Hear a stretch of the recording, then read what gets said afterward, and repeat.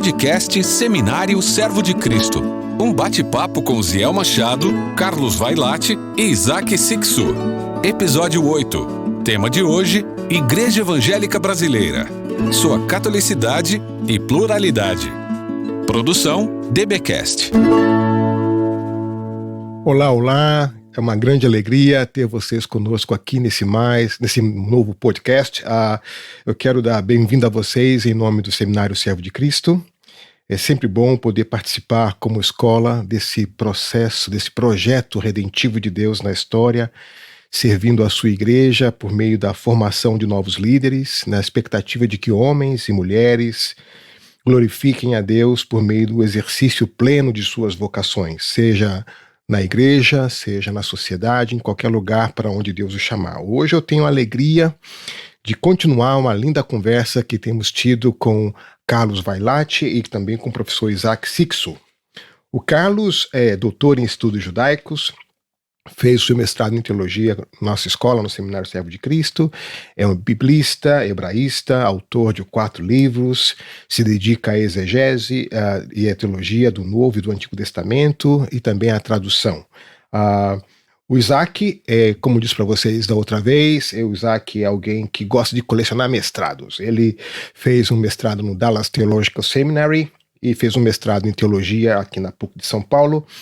Gosta de ensinar teologia sistemática, gosta da língua hebraica e é pastor de uma igreja vibrante, a Igreja Batista Urbana, aqui em São Paulo, na verdade, Santo André. Então, um grande abraço a vocês dois, Carlos e Isaac, obrigado por terem vindo, aceitado o convite. Eu deixo que vocês agora façam a sua saudação inicial. Carlos.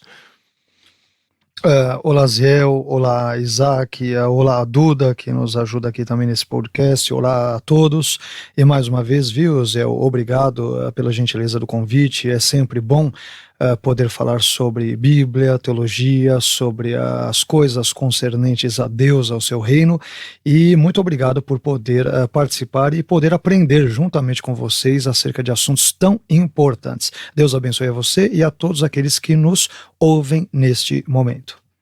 Amém. Isaac. Olá, pessoal.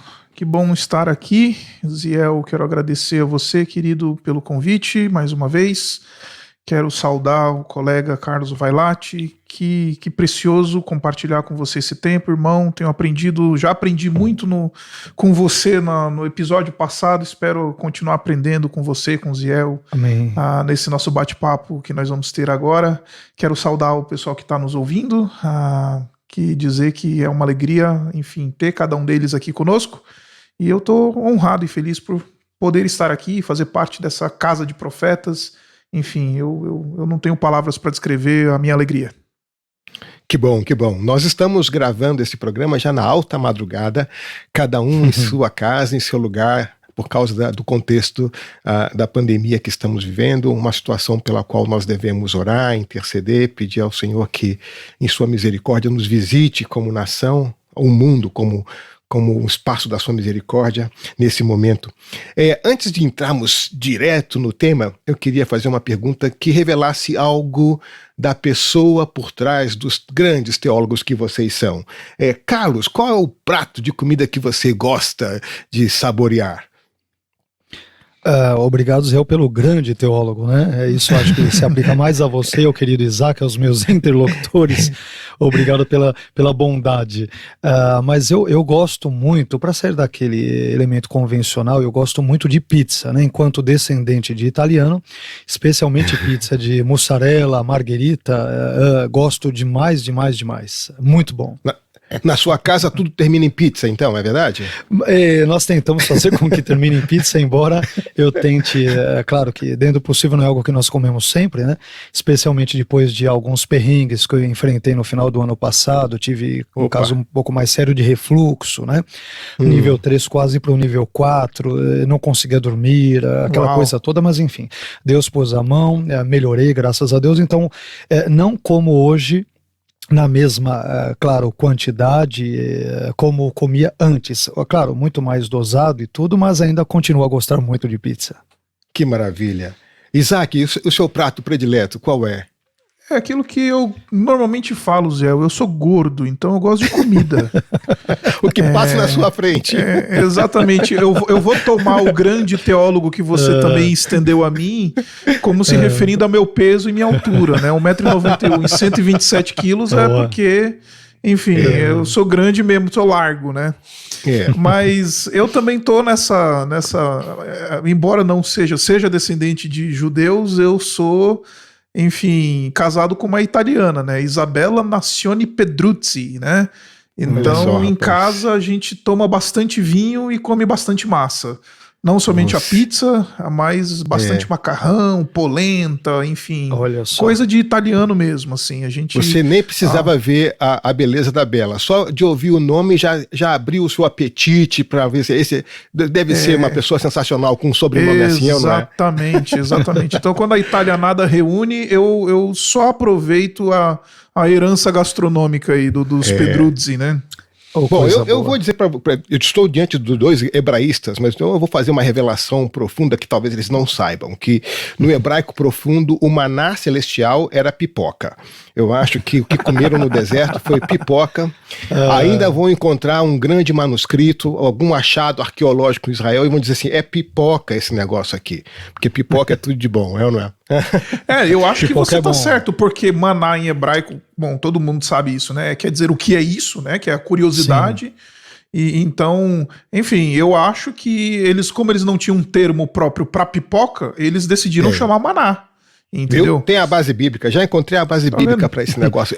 Esse podcast já tá valendo. Tá vendo? Muito bom, gente. Catolicidade e pluralidade em relação à Igreja Evangélica Brasileira. Vamos começar por definições. É sempre bom a definir termos.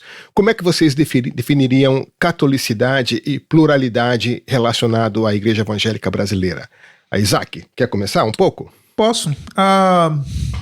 Eu acho que a primeira coisa que a gente precisa esclarecer é que quando nós falamos de catolicidade, nós não estamos falando da tradição católica romana, né? Bem antes da tradição católica romana surgir ali no final do século IV, início do século V, com aquela dita a primazia do bispo de Roma, os pais da igreja, Policarpo de Esmirna, Inácio de Antioquia, o próprio códice, né, muratoriano, eles já apresentaram e já falaram da igreja como católica, né, como católicos, né, o todo unido, né, o todo junto, é aquilo que é comum a todos, né, literalmente da expressão grega. Então, quando os pais da igreja, os doutores da igreja, eles falaram em termos de catolicidade, como disse, eles não estavam se referindo à tradição romana que surgiu logo em seguida, ali no século V, eles estavam falando pelo menos de 3 elementos. Eles estavam falando primeiro da igreja católica como aquela unidade de cristãos de todos os lugares e tempos, né? E não somente de todos os lugares e tempos, mas também todos os tipos de pessoas. Ricos, pobres, brancos, negros, gente que era, enfim, cidadão romano, gente que não era, escravos, etc. Todos esses indivíduos, eles faziam parte da igreja do Senhor Jesus Cristo pela fé em Cristo Jesus, de todos os lugares e de todos os tempos. Um segundo aspecto dessa catolicidade é o fato de que a fé da igreja cristã, ela abrange todas as áreas da vida humana, né? Ela não está restrita somente a essa página da espiritualidade. A fé cristã, ela toca todas as áreas da experiência humana. Por isso que, enfim, anos mais tarde, Kuyper, né, Abraham Kuyper, o reformador holandês, ele fala aquela frase célebre que diz que não há 1 centímetro quadrado da experiência humana sobre o qual Cristo, né, que é o Senhor sobre tudo, não diga, é meu. A fé cristã, a igreja cristã, ela professa uma fé que tem algo a dizer sobre todos os aspectos da vida humana, o trabalho, as artes, enfim, a política, enfim, o ambiente público, a sociedade, em tudo aquilo que diz respeito à experiência humana. E por último, a igreja, ela é católica no sentido de que o conhecimento de Deus, ele não está restrito a uma só confissão ou uma só tradição, né? Deus, ele não entregou os tesouros do conhecimento dele mesmo a uma só confissão. reivindicar o conhecimento de Deus por parte de uma única confissão é justamente negar esse princípio da catolicidade, né? Então, resumindo tudo aquilo que falei, a igreja ela é católica porque ela diz respeito à unidade de cristãos de todos os lugares e tempos, todos os tipos de pessoas. A fé que essa igreja anuncia é uma fé que toca todas as áreas da vida humana. E, finalmente, a fé proclamada pela igreja, ela anuncia que o conhecimento de Deus ele não está restrito a uma só confissão dentro da tradição cristã, né? Então, basicamente é isso. É bem abrangente e plural, né? Isso. Carlos, algum acréscimo, algum comentário com relação a essa definição que o Isaac apresentou para a gente? Eu apenas colocaria, Zé e Isaac, complementando a fala do Isaac, que foi muito bem aqui, pertinente à nossa situação, que quando nós falamos sobre isso, por exemplo, nos primeiros credos, né, no credo chamado apostólico, quando é dito creio na Igreja Católica, nós temos que tomar cuidado, e o Isaac frisou isso muito bem, que não tem a ver com a Igreja Católica Apostólica Romana, que surgirá naquele contexto medievo, quarto, quinto século em diante, mas tem a ver justamente com esse conceito de Igreja universal e que, portanto, engloba conceitos tais como esses conceitos, né, tríplices ali mencionados pelo Isaac. Então, a minha mãe costumava dizer assim: viver com os irmãos no céu, ó que glória, com os irmãos na terra é outra história. Porque olha, a sua mãe é isso, né? Isso. Então desde o outro episódio, sua mãe, me lembra aí a mãe de Wesley, uma senhora teóloga, viu? Que coisa boa, teóloga, viu? Teologia robusta, né? Robusta e tinha um chinelo que persuadia bastante. E o chinelo dela era o poder de persuasão, assim, que incontestável, entendeu? Entendi. Então tá certo. Algumas coisas que ela falou eu fui descobrir na mais alta, fina teologia, cara. Rapaz. Exatamente. Não é verdade? Olha, como é que Deus revela, dá sabedoria. Salmo 19, né? E a palavra da sabedoria aos simples, né? Então é isso, né? Glória muito Deus, bom. Glória a Deus. Muito bom. Então, essa perspectiva católica traz para si uma pluralidade e muita riqueza, mas traz consigo também muitas tensões, não é isso? Por exemplo, essa afirmação do Isaac de que o conhecimento não está restrito a uma só confissão é um negócio sério, né? Porque nós somos um pouco beligerantes internamente, não é verdade?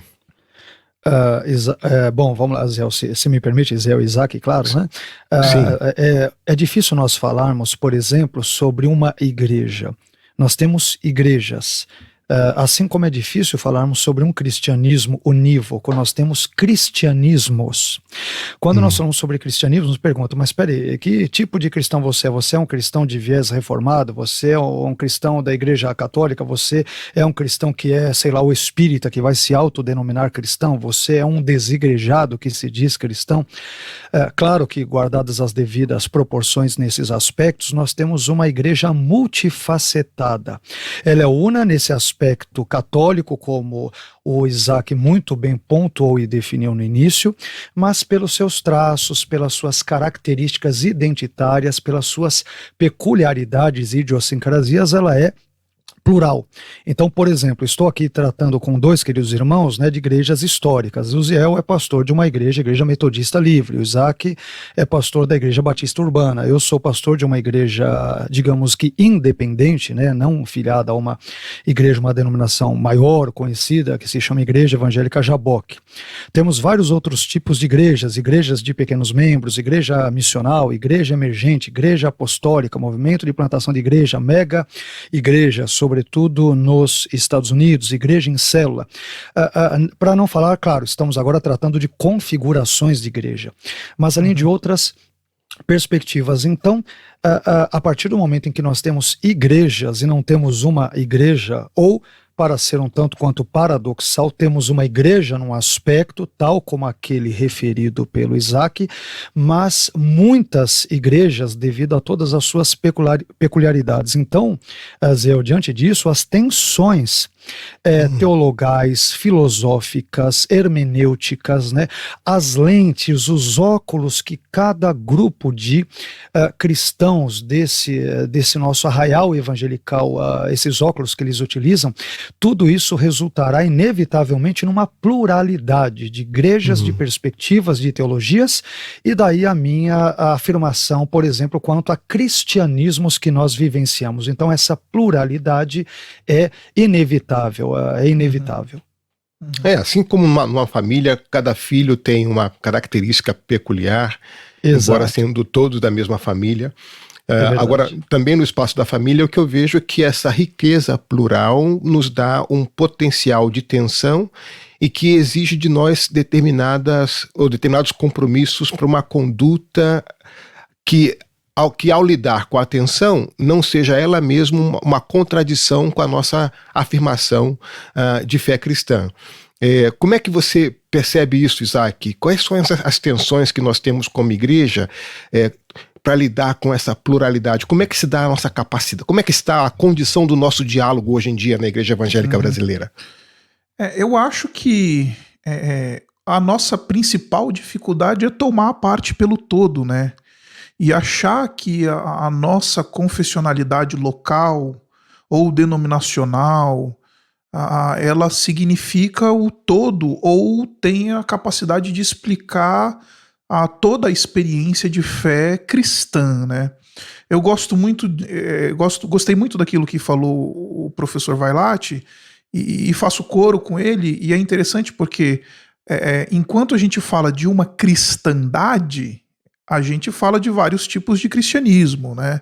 Então, isso me lembra bastante aquela definição quádrupla, né, do credo de Calcedônia, quando vai dizer: creio em uma igreja una, ou seja, só tem uma, essa igreja que é a reunião universal dos crentes, que ela é una, ela é santa, ela é separada, ela é católica, né? Ela é universal, ela abrange a todos nesse sentido que a gente colocou aqui, e ela é apostólica, ou seja, ela foi estabelecida sobre o fundamento apostólico, o ensino apostólico.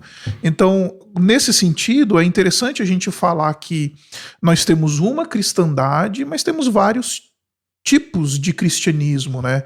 E o problema começa quando a gente toma o nosso gueto, né? Ou toma a nossa confessionalidade como aquela que vai se sobrepor sobre as demais, ou como aquela que vai eventualmente explicar o todo da cristandade, né? Então o batista, ele diz assim: não, ser batista é o único jeito de ser cristão, e só batista vai para o céu. E acredite, tem muito batista que eu estou decepcionando em dizer isso daqui enquanto falo isso, porque enfim, venho da tradição batista e eu conheci muitos batistas na minha vida que achavam que só batistas iam para o céu, porque afinal de contas somos herdeiros de João Batista, né? O que é uma grande falácia histórica.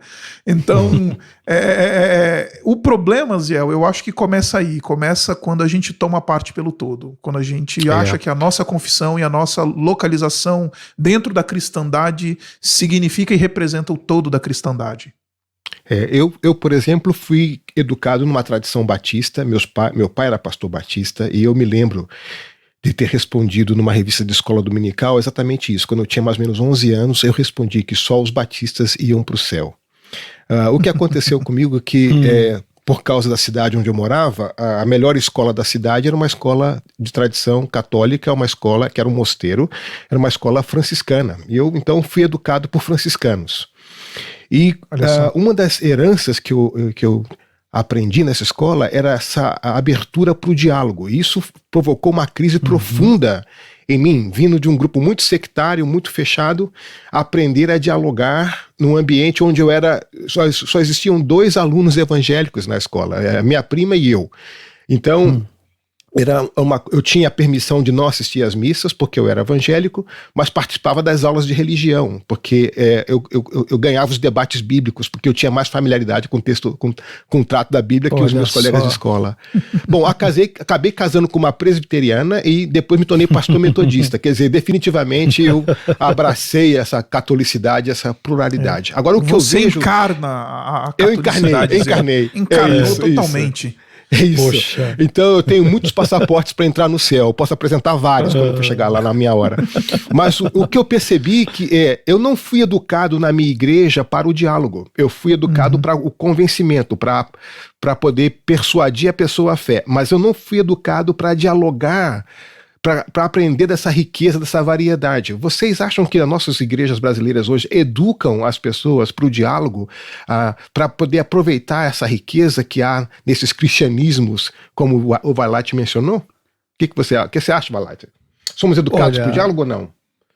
Se nós somos educados, eu creio que a tendência agora, Ziel, não sei, talvez, mais uma vez me permita fazer uso aqui e mencionar as mídias sociais, devido a uma pluralidade de pastores, pregadores, de igrejas, correntes, denominações e confissões distintas e, portanto, plurais, eu creio que isso acaba favorecendo este diálogo, né? Esta percepção boa do outro. Poxa, ele ele é batista, poxa, mas o que ele disse foi legal, ele é presbiteriano, ele é metodista, ele é anglicano, ele é de outra perspectiva ou confissão teológica bem distinta da minha, até mesmo pentecostal, né, claro, mas o que ele disse é interessante, é bíblico, somou, agregou. Então, eu creio que diante dessa exposição imensa que temos diante das mídias e tudo, um assunto que eu tenho buscado aqui enfatizar, porque inclusive tem tudo a ver com a nossa perspectiva atual diante da pandemia, né?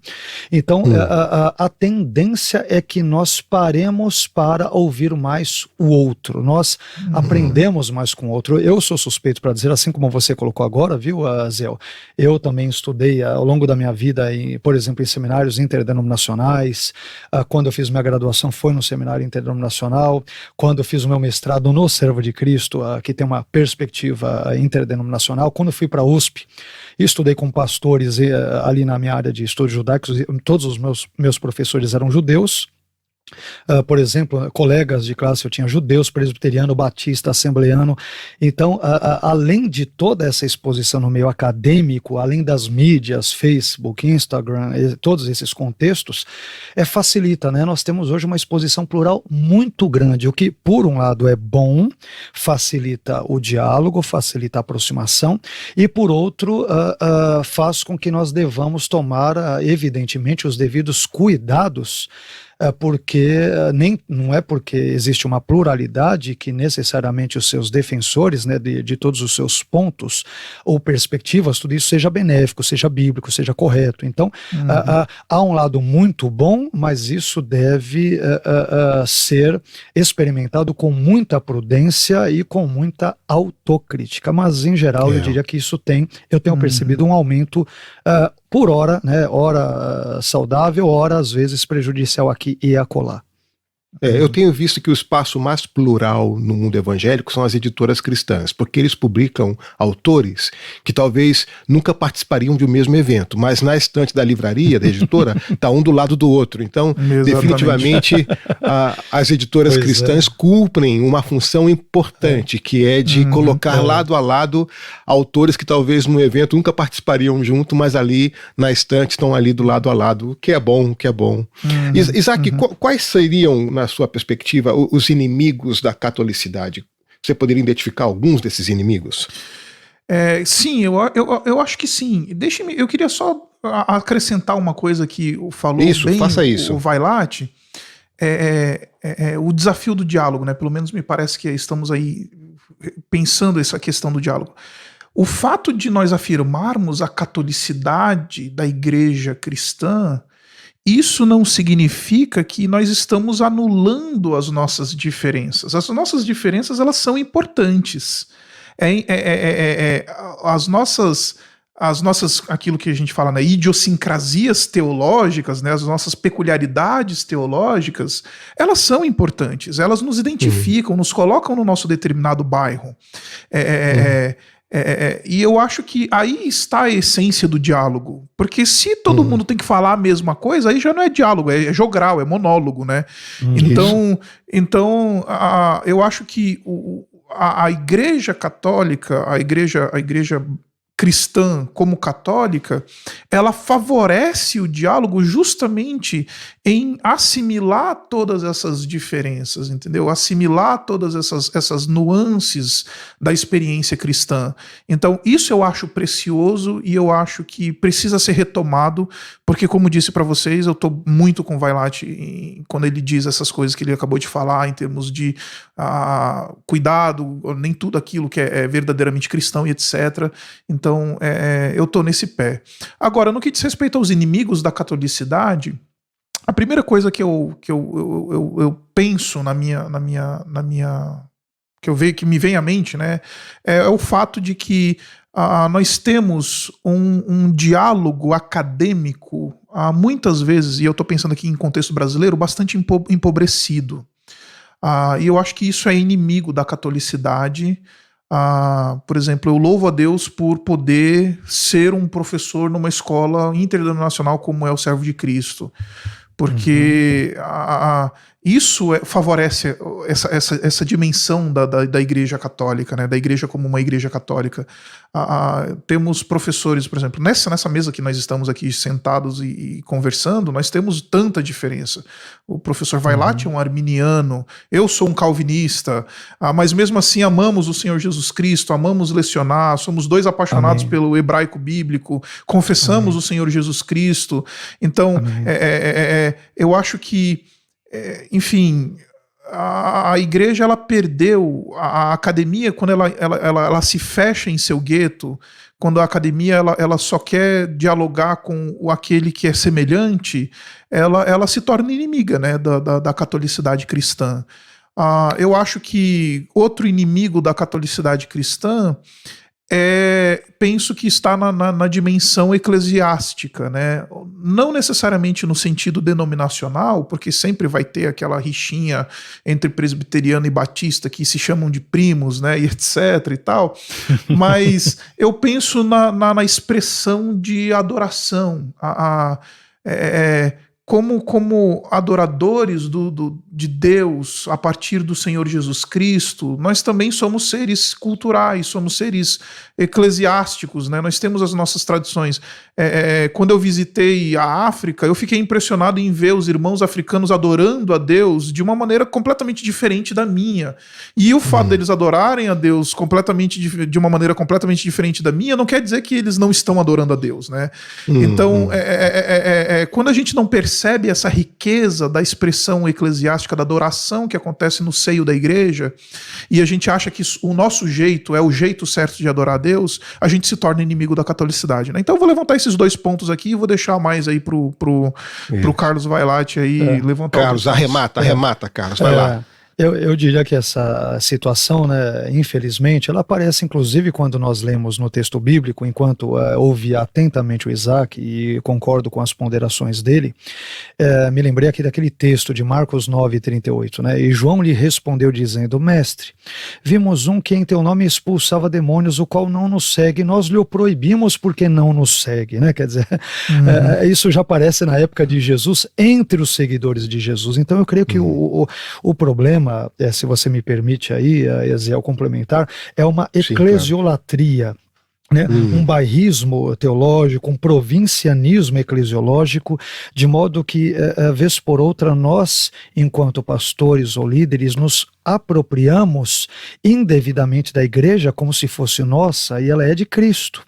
É evidente, né? A minha igreja, Jesus diz no Evangelho de Mateus. Então, por acharmos de forma absolutamente equivocada, errônea, que a igreja é nossa, nós imaginamos que não podemos perder espaço para o outro, da igreja X, que é rival, batista, presbiteriana, metodista, qualquer que seja, né? Pentecostal, assembleia, enfim. Nós estaremos perdendo membros da nossa igreja, nossos membros da nossa igreja. A igreja não é nossa, os membros não são nossos. A igreja é de Cristo, tudo é de Cristo. Então, só que nós nos apropriamos de uma forma indevida.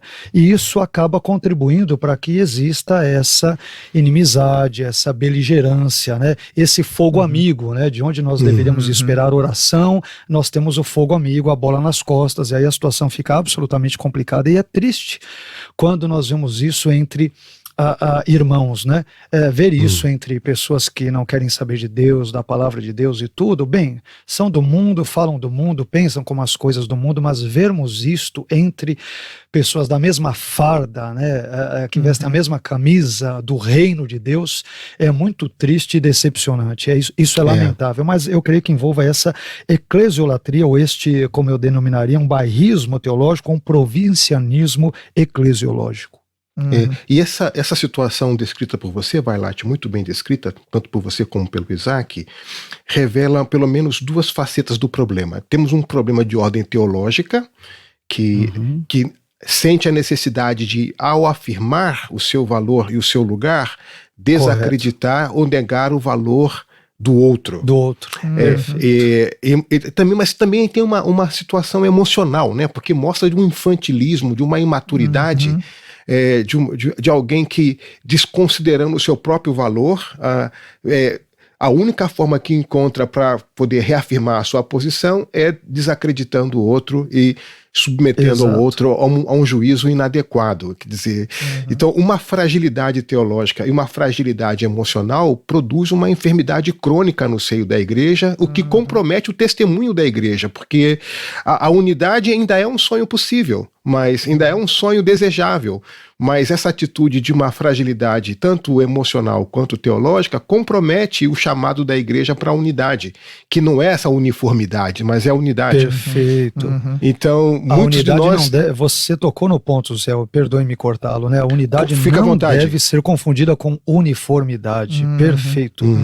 Você tocou, você resumiu muitíssimo bem. Eu acho que todo o tema do nosso debate ou da nossa conversa de hoje, a unidade da Igreja de Cristo não implica necessariamente nessa uniformidade. Então isso é absolutamente importante. Você foi ao ponto, Zé. Então, eu pergunto para vocês, como é que seria uma igreja unida no Brasil hoje? Qual seria o impacto do testemunho de uma igreja unida num contexto de pandemia? O que vocês imaginam que seria uma coisa assim? Uau! Bom, eu acho que primeiro seria o testemunho de Cristo, sendo, enfim, muito mais apelativo, né? Para um mundo fracionado, né, que está dividido hoje entre coxinhas e mortadelas, entre, enfim, indivíduos que querem isolamento e os que não querem, entre enfim, os que gostam enfim, de A e o outro de B, ver um povo unido, apesar de suas diferenças, apesar de suas opiniões distintas, isso seria primeiro um baita de um testemunho, né, para um mundo fracionado. Eu penso que uma outra coisa que para esse mundo de pandemia, eu acho que os esforços redentivos eles ganhariam mais força. Pelo menos quando eu acho que quando o Vailate falou sobre essa questão da beligerância, me veio na cabeça o oposto disso, que é a cobeligerância, né? Se nós fôssemos mais unidos como igreja, apesar das nossas diversas tradições, a gente ia se ajudar mais na hora de servir o mundo, né? Na hora de cumprir a nossa missão. E não ia ter esse negócio de eu só ajudo quem é da minha denominação, eu só trabalho com quem reza a mesma cartilha que a minha, e etc.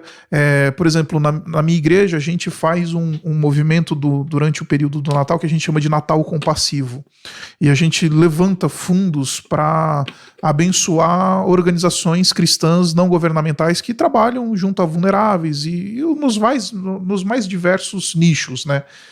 E eu lembro que uma vez eu fui questionado por uma pessoa que frequentava a nossa igreja por que a gente estava dando dinheiro e levantando recursos para dar para uma instituição que não era batista. E aí, enfim, a nossa ação redentiva em relação a um mundo fracionado pelo pecado, ela perde poder quando a gente nem se junta para ajudar o vulnerável, né? Para exercer a nossa fé de maneira prática no mundo. Né, e o mundo percebe. Eu me lembro de uma polêmica que aconteceu alguns anos atrás quando alguns jogadores do Santos, eles se diziam evangélicos, e aí eles falaram, aí o time do Santos ele ia fazer visita a um abrigo que era de confessionalidade espírita, se não me engano, e aí esses jogadores que se diziam evangélicos, não, eu não vou lá não, porque eu não quero me meter com esses espíritas pagãos, esses caras que se acham cristãos, mas na verdade não são, e etc, e não foram. Puxa, perderam uma baita de uma oportunidade de chegar lá e testemunhar do verdadeiro cristianismo, né? De chegar lá e falar, olha, apresentar o amor de Jesus Cristo em ações. Então, eu acho que, enfim, eu fico aqui. Eu vou deixar vocês falarem, porque isso é uma coisa que toca muito o meu coração. E você, Vailate, como veria bem o testemunho da unidade? Como seria isso? Então, eu acho que o Isaac, ele resumiu muito bem isso também, viu, Zé, o Isaac? Você resumiu muito bem, viu, Isaac? E eu fico pensando, sempre que possível, remetendo ao texto bíblico, né? Eu olho para aquele texto de Atos, no capítulo 11, onde em Antioquia os discípulos foram pela primeira vez chamados cristãos. Porque eles seguiam a Cristo, seus ensinamentos, a sua vida e tudo. Os outros os apelidaram de cristãos, apelido que até hoje nós levamos, mas não sei se fazemos jus a esse apelido hoje, né? Porque, vez por outra, muito pouco nos parecemos com o nosso Cristo. É isso que me deixa muitas vezes envergonhado, né? Quer dizer, nós temos um nome, mas isso é importante, e às vezes estamos mais preocupados devido a esse provincianismo, mais uma vez que aí o Isaac muito bem colocou, em dizer, não, eu sou batista, eu sou assembleano, eu sou presbiteriano, enfim, eu sou metodista, ou de quaisquer outras igrejas ou denominações ou confissões. Bem, aqueles discípulos, naquelas primeiras décadas, no surgimento da igreja, as pessoas olhavam para eles e falavam, poxa, eles são cristãos, né? Eles seguem os passos de Cristo. Eu creio que isto hoje se perdeu, a ponto de hoje não sermos muitas vezes chamados de cristãos, porque o nome evidentemente já foi deteriorado. Hoje evangélicos também não está mais valendo, porque ser evangélico hoje seria melhor não sermos chamados por este nome. Então a situação, esses rótulos têm sido, infelizmente, muito maculados, né? Temos sido evangélicos que não têm pregado e vivido o verdadeiro evangelho, e temos sido cristãos que pouco têm se parecido com Cristo. Então, é aquilo que eu disse tempos atrás, aí eu estava escrevendo, acho que um prefácio para a obra de um amigo, irmão em Cristo, do Magno Paganelli, sobre a igreja, inclusive era o tema, né? E eu comentei o seguinte, se vocês me permitem, eu comentei o seguinte na época, que nós vivemos na época da descoisificação, onde as coisas elas são esvaziadas do elemento fundamental que as caracteriza. Então, hoje nós ouvimos falar sobre humanos desumanizados, almas desalmadas, heterossexuais desheterossexualizados, chocolate desachocolatado, enfim, sagrado dessacralizado, e o que é pior, cristianismo descristianizado. E talvez diante disso tudo, um dos maiores desafios que se impõe à nossa época seja recristianizar cristãos que vivem um cristianismo descristianizado e reevangelizar evangélicos que vivem um evangelicalismo desevangelizado. Então eu creio que nós acabamos perdendo a mão na coisa e acabamos perdendo aquela substância que nos conferiria a nossa característica essencial, né? Ao longo da história da igreja, não é incomum a experiência onde a igreja como comunidade se pareça mais ao seu entorno do que ao seu Senhor. Então, quando a gente percebe as cartas no Apocalipse, com exceção de duas, que o Senhor não tem nenhuma reprimenda contra elas, a todas elas, as demais, ele diz, olha, vocês vão bem nisso, aquilo, mas estão mal em relação a isso e aquilo. E aí o capítulo 1 de Apocalipse é essa revelação do Senhor que depois vai ser retomada alguns aspectos para cada uma das igrejas, no capítulo 2 e capítulo 3. Porque 60 anos após a morte do Senhor, de alguma forma a igreja se tornou mais parecida ao seu entorno do que ao seu Senhor. Me parece que parte do problema para a catolicidade, para lidar com essa pluralidade, é que muitas vezes como igreja nós nos parecemos mais ao nosso entorno, como uma caricatura do nosso entorno, do que ao nosso Senhor. Então o lugar de Cristo fica maculado nesse processo. O que vocês acham disso? Eu acho Correto. que é correto, é muito verdade isso, e infelizmente estamos lidando com essa realidade, né? Agora, uma coisa que eu acho que a gente precisa pontuar, Ziel, para não parecer aquele discurso de que a gente só tá tirando pedra e falando, a igreja não é unida e não sei o quê, a gente precisa também ponderar o fato de que a expressão temporal, espacial da Igreja de Cristo, ela é imperfeita. A Igreja perfeita, ela só existe na página dos livros de teologia da Igreja, nas páginas dos livros de eclesiologia. E porque a Igreja é formada por pecadores, e a nossa tendência é essa mesmo, a cisão, a nossa tendência é a ruptura desde o jardim. Então, a gente lida com essas tensões, isso não anula a vocação que recebemos do Senhor, isso não anula o nosso chamado para, enfim, servirmos o mundo e pregarmos o Evangelho, mas, ao mesmo tempo, a gente tem que lidar com as nossas mazelas do nosso coração, com a nossa tendência divisionista, com a nossa, enfim, as fraturas que estão dentro de nós mesmos, né? Então, eu acho que aquilo que vocês falaram, ela tá bem resumida naquela frase célebre, né, que todo mundo acha que foi Agostinho que falou, mas na verdade não foi, que diz, né, nas coisas essenciais unidade, nas não essenciais liberdade, mas em todas as coisas a caridade, o amor. Isso. Todo mundo acha que foi Agostinho, né, mas não foi. Pelo menos me parece que, na verdade, essa é uma frase de tradição dos luteranos, né. Então, de qualquer jeito, eu acho que a gente precisa... a Melanchthon, né? Me perdoe cortá-lo, a quem atribui a Melanchthon. Isso. Então assim, eu acho que a gente precisa entender essa realidade com graça, porque senão a gente fica com muita... Sei lá, a gente acaba jogando pedra na gente mesmo e falando, então não vale a pena ser igreja, né? Então, eu acho que a maneira como nós lidamos com essa discrepância entre o chamado para a unidade e a realidade do chamado, como nós vivemos... Eu digo assim, eu concordo com você, Isaac, desde que sempre a gente reconheça essa limitação como dimensão da confissão, ou seja, nós não validamos como afirmando essa, como eu posso dizer, a gente não justifica essa nossa falha, a gente lamenta essa nossa falha. Então ela é sempre uma dimensão de confissão e que deve nos manter humildes, porque embora sendo chamados para a unidade perfeita, nós somos seres imperfeitos e estamos lutando nesse esforço. Então essa parte do tema da unidade vai ficar na parte do lamento na nossa liturgia. Nós lamentamos que não tenhamos conseguido caminhar na direção que deveríamos caminhar para o chamado que nós temos da unidade. Então, às vezes eu penso que as pessoas simplesmente elas ficam quase que cínicas, do tipo assim, bom, é assim, tem que ser assim, e justifica que é assim, e tenta justificar que é assim. Ao invés de lamentar, justifica, né? A gente diz, não, isso a gente entende e lamenta, porque o nosso chamado não é esse. Correto. E vamos lutar com isso a vida inteira, mas lamentando sempre, o que nos faria uma igreja humilde frente ao mundo, né? Então, lidar com esse chamado maravilhoso para a unidade, mas reconhecer a nossa condição parcial, limitante, que nos faz tropeçar nessa vocação para o qual fomos chamados, não é isso? Às vezes nos faz semelhante ao nosso contexto, né? Isso. Nos faz, faz parte. A gente. E eu acho interessante isso que você falou, Ziel, porque enquanto você falava, me veio a própria realidade do Senhor Jesus Cristo, que ele botou 12 homens absolutamente diferentes debaixo da sua liderança.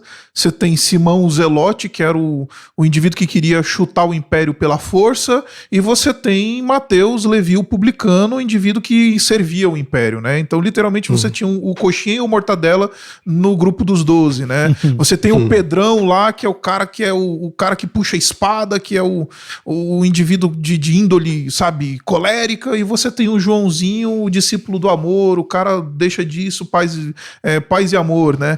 Então, Jesus, ele modela pra gente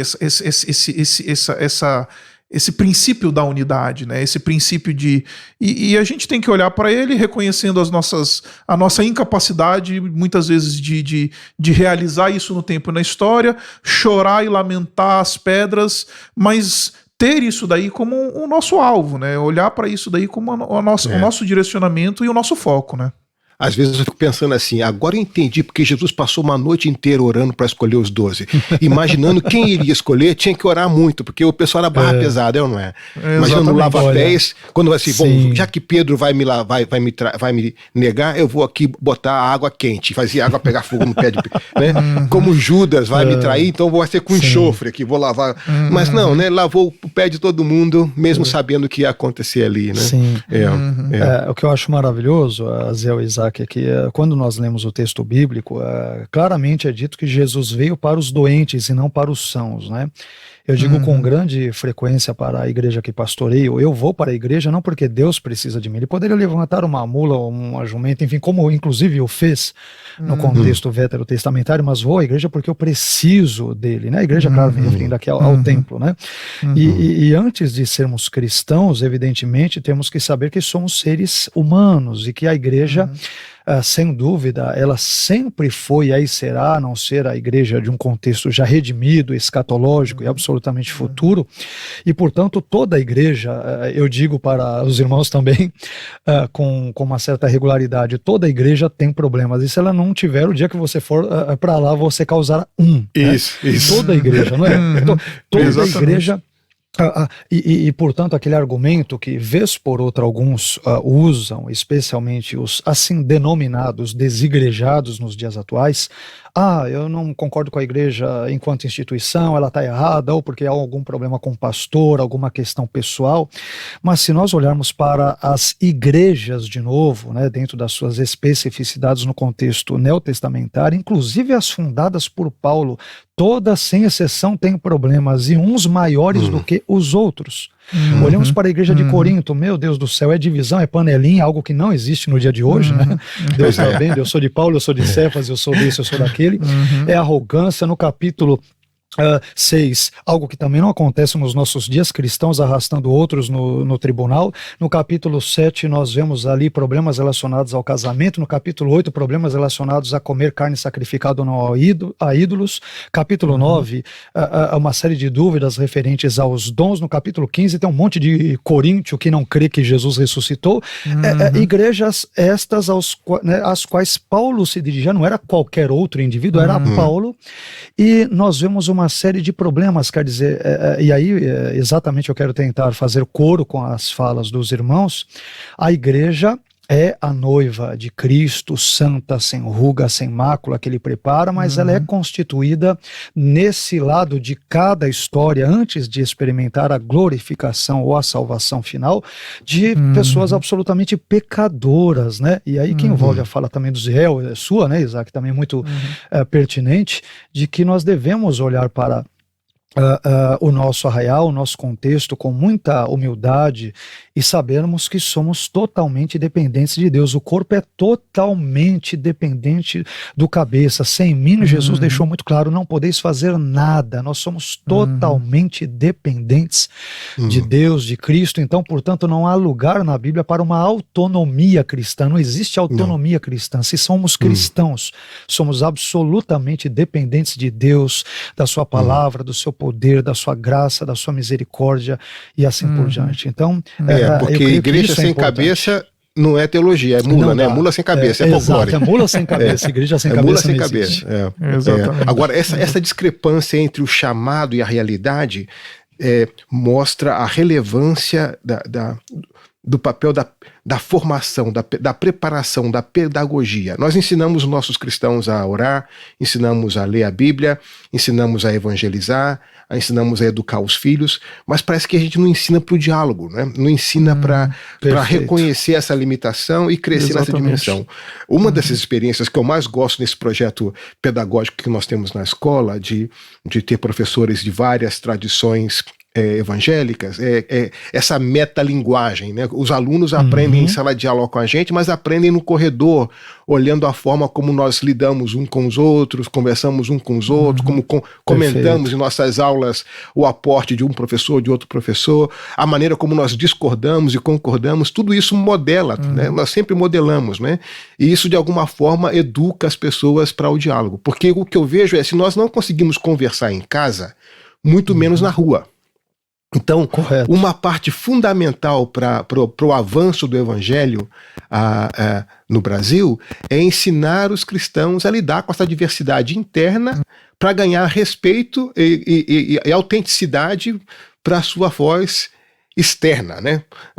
Porque o que às vezes a gente projeta para fora é mais a nossa atenção interna do que as virtudes que nós temos internamente, não é isso? Essa educação para o diálogo, o que vocês acham disso? Ela é essencial, né, Ziel? A educação para o diálogo ela é essencial. Como disse para você, o diálogo precisa pressupor a distinção de opinião, né? Porque senão vira jogral, como falei. Mas o diálogo ele é importante, porque é no diálogo que a teologia vai ser refinada, é no diálogo que a experiência cristã ela vai ser trabalhada, é no diálogo que acontece o discipulado dentro da igreja do Senhor Jesus Cristo, é no diálogo em que a gente vai ver a experiência cristã se realizando, né? Então, eu acho que educar as nossas igrejas para o diálogo, e um diálogo respeitoso, amoroso, que não tem problema discordar, mas que haja caridade, que haja amor, que haja respeito. Isso eu acho que a gente ainda não conseguiu fazer de uma maneira efetiva, né, dentro da igreja. Então, enfim, eu acho que... Tem um momento bem assim, interessante de aprendizado nessa educação para o diálogo, que está plasmado num livro que o Stott participou, chamado Evangelical Essentials, que é um diálogo do Stott com um teólogo liberal. Então, eles escrevem artigos fazendo as suas afirmações e o outro comenta e responde, tem réplica, tréplica. Então eles discutem sobre o poder do evangelho, discutem sobre a autoridade da escritura, discutem sobre a cruz de Cristo, sobre os milagres de Cristo, sobre a Bíblia e o comportamento cristão, sobre o evangelho no mundo, e é uma maneira de modelar um liberal como Edwards e o evangélico como Stott conversando, e publica um livro sobre isso, né? A Intervice publicou esse livro que modela esses espaços. Eu sinto no Brasil a falta de espaços com essa envergadura, né? Nós não temos uma experiência muito exitosa da construção de espaços onde se possa dialogar de maneira honesta, transparente, mesmo que não haja concordância, mas a forma de fazer o diálogo em si já é uma lição importante. Desde a Confederação Evangélica na década de 60, depois nós tivemos a EVB, depois tivemos também a CNPB, hoje nós temos a Aliança Evangélica, hoje temos também a Coalizão pelo Evangelho, mas eu ainda sinto que esses espaços são muito limitados a determinados segmentos, e não consegue convocar a igreja de uma maneira geral para um bom diálogo, né? Em termos, por exemplo... Sim. Perdão, Zé, perdão. Adiante, sem problema. Não, eu só ia comentar que a sua fala sobre Stott, né, conversando com esse liberal, inclusive remeteu à minha memória ao diálogo entre Justino Mártir com o judeu Trifão, né? Quando eles ali terminam a conversa e Trifão ele sente pena de dialogar com... ele fala, poxa, parafraseando, né, Justino, que pena que nós vamos acabar o nosso diálogo, estava tão bom, um judeu e um cristão, claro que nós estamos ainda saindo do âmbito cristão, sim, mas apenas a título de exemplo, mas o Trifão termina com o desejo de ouvir mais de Justino, ele judeu, o outro cristão, né? Então é importante esse diálogo onde há essa permissão para que o outro fale, discordâncias à parte, porque é absolutamente natural, e outra, isso implica humildade, né? Eu não posso admitir que falar apenas entre os iguais e não admitir que eu fale com o diferente, porque eu posso aprender e devo aprender com ele, né? Então isso demonstra uma falta de humildade muito grande, quer dizer, aquele que pensa diferentemente de mim, que tem uma teologia, uma confissão, de uma denominação distinta, ele não terá nada a agregar ao meu conhecimento. Poxa, mas esse é um pensamento absolutamente anticristão, antibíblico, né? Claro. E que o mundo demonstra percebe tudo menos essas humildade. O mundo percebe essas coisas. Percebe. Eu estava treinando para uma maratona e naquele dia nós íamos correr 35 quilômetros no treino. E, meu Deus, passa essa unção pra mim depois, viu? Rapaz. E aí nós estávamos mesmo na altura do quilômetro 18 e uma colega de corrida, eu estava correndo entre meu filho e eu, e ela vira para mim no quilômetro 18 e diz assim: Ziel, por que cristão? Aí eu me surpreendo e olho para ela enquanto a gente corria. Ela diz: Ziel, por que pastor? E eu falei, Seiko, e por que essas perguntas no quilômetro 18? Porque eu tô quase morto. Por que você não fez essas perguntas no quilômetro 2, né? E eu falei assim, mas me explica a razão dessas perguntas. E ela disse assim, bom, se eu disser para você o que eu penso de cristão, você vai se surpreender, porque até o dia de hoje, a imagem que eu tinha de cristão era uma imagem muito diferente da que eu estou vendo com vocês aqui. Eu estou às 5:30 da manhã, correndo na rua com 2 cristãos do meu lado, era meu filho e eu, e um grupo de amigos, e ela perguntando assim, o que faz um pastor 5:30 da manhã correndo nas ruas de São Paulo, né? E eu perguntei, mas por que você perguntou por que pastor? Ah, Ziel, porque a imagem que eu tenho de pastor é muito ruim, muito ruim. E eu tenho até vergonha de dizer para você o que eu penso de um pastor. Mas correndo e convivendo com vocês aqui na equipe, eu percebi que a minha visão estava equivocada. Pelo menos a minha visão não se generaliza para todo mundo, que tem cristãos diferentes e pastores diferentes. Então, o que eu quero mencionar aqui é que essa nossa, talvez, a gente sempre coloca em segundo plano esse assunto da unidade da igreja, porque tem outros assuntos pragmaticamente mais importantes para a igreja para fazer. Mas a gente não percebe que o mundo, talvez, a coisa que ele mais perceba seja essa falta de unidade entre a gente. Ainda mais que porque eles têm uma visão daquilo que aparece nas mídias, e o que aparece nas mídias nem sempre é a melhor coisa que aparece, não é verdade? Mas esse chamado para a unidade deveria provocar emoção no nosso coração, humildade e paixão no nosso coração, não é verdade? Gente, o papo foi excelente, a gente está quase terminando aqui o nosso tempo. Está sendo muito bom conversar com vocês. A conversa com vocês voa, assim, é muito tranquila. Eu gostaria de convidar as pessoas que nos ouvem a se aproximar de nossa escola, perguntar, ter informações.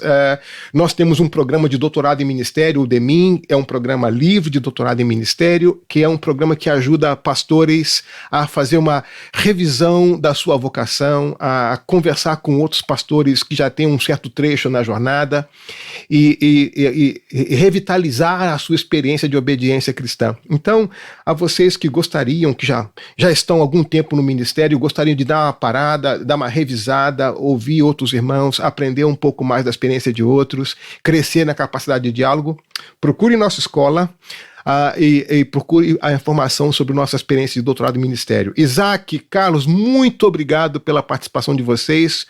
Vocês são excelentes, não somente em sala de aula, mas também no diálogo aqui no nosso podcast. Foi uma alegria ter vocês participando com a gente aqui. As palavras finais de vocês, vamos lá.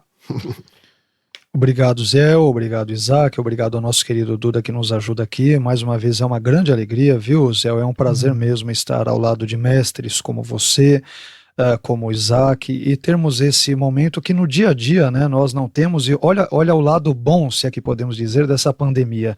Podemos agora, em locais distintos, em contextos absolutamente distintos, podemos nos unir nesse um só pensamento, em nome dessa unidade que foi tão aqui apregoada, né? E para mim eu me sinto absolutamente privilegiado, honrado, abençoado. Obrigado, Zé, obrigado, Isaac, obrigado aos queridos ouvintes desse podcast, e fico feliz se pudermos contribuir de alguma forma para que, de fato, Deus seja glorificado e as pessoas sejam abençoadas. Obrigado pelo privilégio, Ziel e Isaac. Valeu, Isaac. Bom, eu quero encerrar falando que cremos na Igreja do Senhor Jesus Cristo, una, santa, católica e apostólica. A Igreja unida e católica, ela é o antídoto de esperança para um mundo individualista e egoísta. Então, quando a gente experimenta a unidade no meio da nossa diversidade, a gente está sendo um instrumento de Deus num mundo fracionado, num mundo muito dado àquilo que é monocromático. Enfim, penso isso. Obrigado, Ziel. Obrigado, Carlos Vailate, amigo querido. Obrigado, Amém. Duda, na produção. Obrigado a você que nos ouve. E, enfim, fico com essa fala. Cremos na igreja, a igreja é o receptáculo e a esperança para esse mundo. Amém. Olha, Amém. Eu espero que esse conteúdo desse podcast tenha animado o seu coração, que o sonho, a paixão pela unidade da igreja seja alguma coisa que emocione você, que mobilize você. Uma alegria enorme estar com você. Ouça os nossos podcasts anteriores e aguarde os próximos que virão. Deus abençoe vocês. Foi uma grande alegria estar com vocês hoje nesse podcast. Um abraço, até o próximo.